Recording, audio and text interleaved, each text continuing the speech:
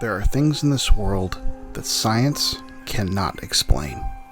Things that conjure malevolence, where kindness used to live. There are entities beyond comprehension that lurk just beyond our sight.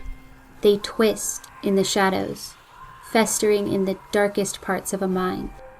There are relics left behind from time to time. Evidence that something is coming. These items are collected and stored in a secret location.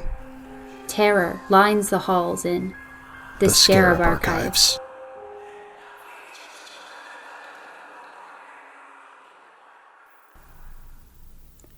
Okay. Red light is blinking. We're a go. Well, Dr. East, would you look at that? I can press a button. Dr. East said I should introduce myself for the record, so hi. My name is Isabella Thalo. I just graduated from Miskatonic University, go Pods, with a BA in art history. I guess that's what got the Lazarus Foundation's attention. They found me on LinkedIn and offered me an internship. My horoscope said to try something new this week, and since I've been living on a steady diet of ramen and air since graduation, and this something new pays actual food buying money, I jumped at the opportunity. The job description wasn't very clear, so I'm not exactly sure what the Lazarus Foundation actually does, but I'm sure I can handle it. I went down to the office mentioned in the internship offer. It was just down the road on Siesta Avenue. I'd never heard of Lazarus anything in that part of town, and Google didn't seem to know anything either, but, try something new. Actual food buying money. I eventually found the teeny office building, nestled between a deserted Verizon wireless store and a Pizza Hut in the Siesta Villa Plaza. Next thing I know, I'm down here in these archives with Attila the Doctor breathing down my neck. I don't even know where here is. I have to park at that teeny office building every day, and Samantha drives me to the archives. I'm not actually sure what her name is, but I call her Samantha. She looks like a Samantha. She won't talk to me, though. Scorpio, I bet. The windows on the van are blacked out, and we've driven a different route every day, so I can never tell how far we've actually gone. I think the shortest trip was half an hour, but I had to sit in that old French fry smell for an hour and a half yesterday. So it's definitely been a new opportunity. The setup is eccentric, but the money is good, so I'm going to hang on and see where this takes me. I'm an Aries, though. I don't play these play around and get sacrificed games. The first hint of something really weird and I'm out. I mean, obviously the van thing is weird. But so far it hasn't been get sacrificed kind of weird. They just seem to have a really private way of doing things. Something's just, spooky weird about this place. Everything seems so old. I can handle spooky weird, though. At least it isn't retail. So anyway, Dr. East is my supervisor. Also not much of a talker. I don't think he's exactly enthusiastic about having someone else down here. I've just been card cataloging for days. He's been different today. Shadier than usual, but also, I don't know. It's like he's hiding a glint in his eye. He's got a secret. That's the only reason I'm doing today's recording. That, and because the subject of today's recording is kinda the reason the Foundation sought me out in the first place. Okay, let's see here. Case file M879. Designation, the portrait. The portrait is one of the taller pieces in the Scarab archives. It stands at just under 7 feet tall and is a little over 5 feet wide. The actual canvas part of the artifact is much smaller, about 5.5 feet by 4 feet. That's kind of interesting because that's not at all a regular canvas size. This canvas was built by hand. The height of the piece comes from the astonishing bronze frame around the canvas.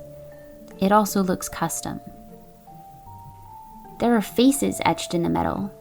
They come together in an irregular pattern that goes all the way around the frame. There's a larger section of the frame at the top, a 12-inch depiction of more faces. The pattern makes them feel like they're moving. There are,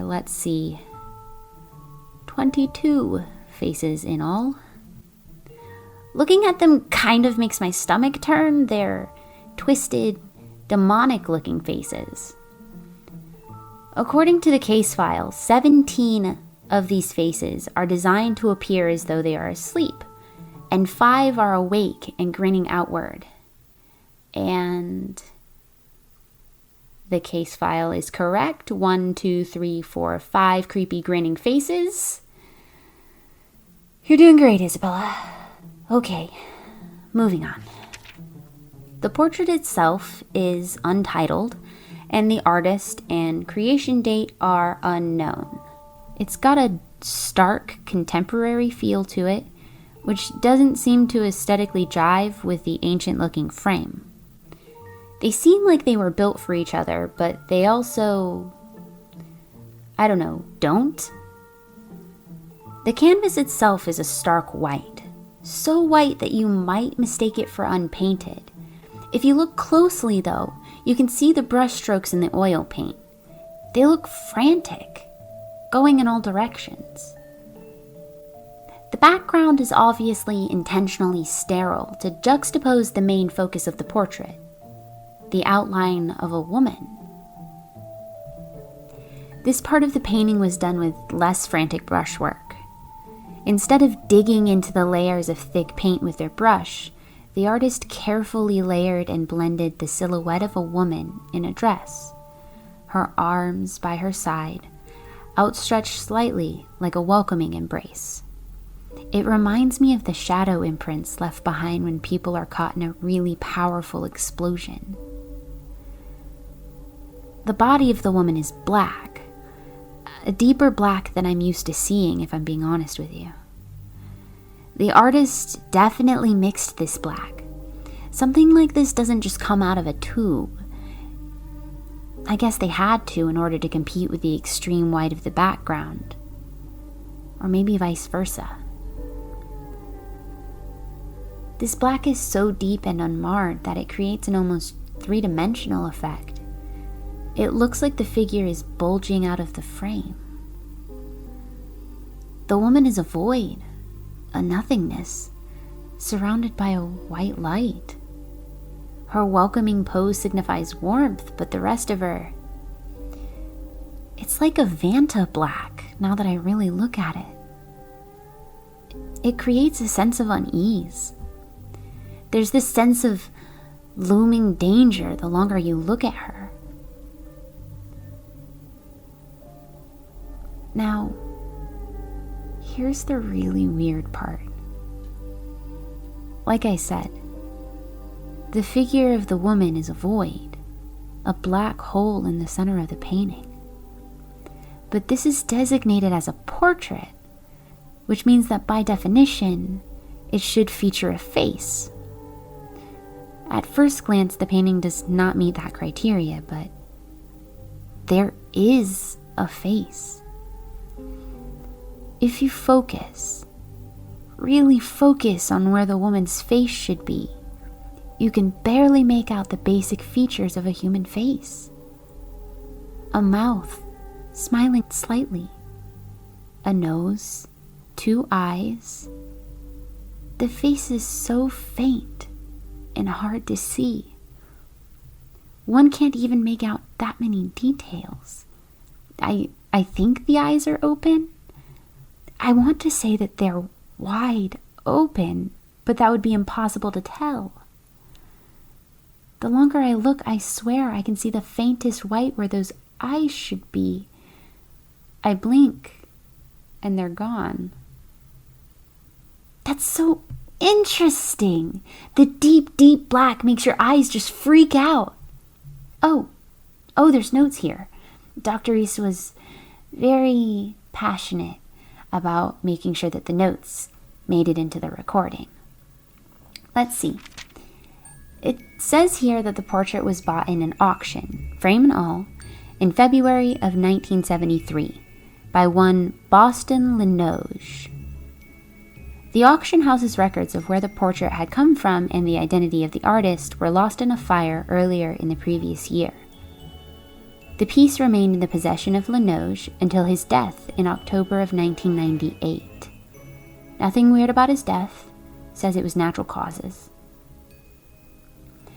Per Linoge's will, his art collection was auctioned off. No one offered to buy the mysterious portrait, but one woman did attempt to destroy the piece. She was arrested and later claimed that the artist had been her great-grandmother, a widow named Catherine Ophidian. According to the would-be art destroyer, whose name has been redacted by the way, Catherine Ophidian had only sold 2 pieces in the whole of her life. One piece was lost, but the other was a portrait of the Nothing Woman. The Nothing Woman. I think that might be a good name for the piece. Miss Ophidian's alleged descendant claimed that the artist had declared on her deathbed that her 2 sold pieces had been a part of a bargain made with a charming man with no eyes. He advised her what to paint and guaranteed they'd sell. It was only in her final hours that Miss Ophidian realized the truth of her pieces and the frames that held them that had been provided by the man with no eyes. She charged her family with seeking out the pieces and destroying them, her final words being, "If they wake, if they meet, then all is lost." The woman's story could never be confirmed. She attacked the officers interviewing her and was committed to a state facility until her death a few years later.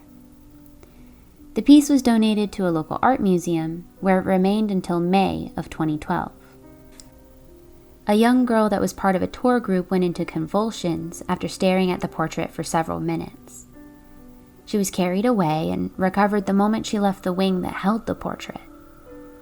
She contended that she was fine after some water and rest. And then it's reported that she asked how, and I'm quoting here, "The no-faced lady reached out for a hug." Okay, definitely been reading too long. The light made it look like...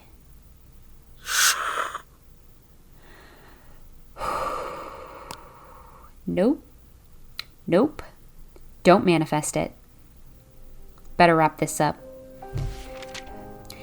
The incident drew the attention of the Lazarus Foundation, who acquired the portrait and began to research it. So far, no connection to any of the major open case files has been found, though the mention of a charming man with no eyes has similarities to other encounters with purported servants of... What the hell is this? The Endless, also known as the First Fear? Oh, Isabella, what have you gotten yourself into? I'll just read the rest of this and be done.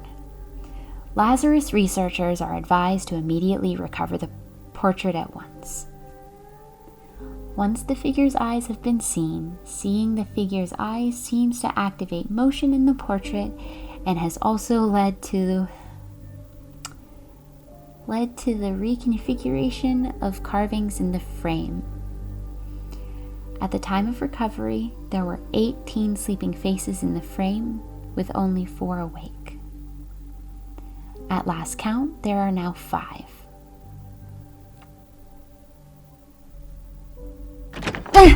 Dr. East. Yeah, I'm almost done. Please don't talk. I'm recording. Last note. Upon acquisition of the painting's twin, store in a separate location. Records suggest that the other portrait is stylistically identical to this one, but features a male figure instead. Okay, done. I totally handled it. No big deal. Let me just recover this thing and... Oh. That's weird. These faces on the frame. I thought this one was sleeping before. 1, 2, 3, 4, 5, 6.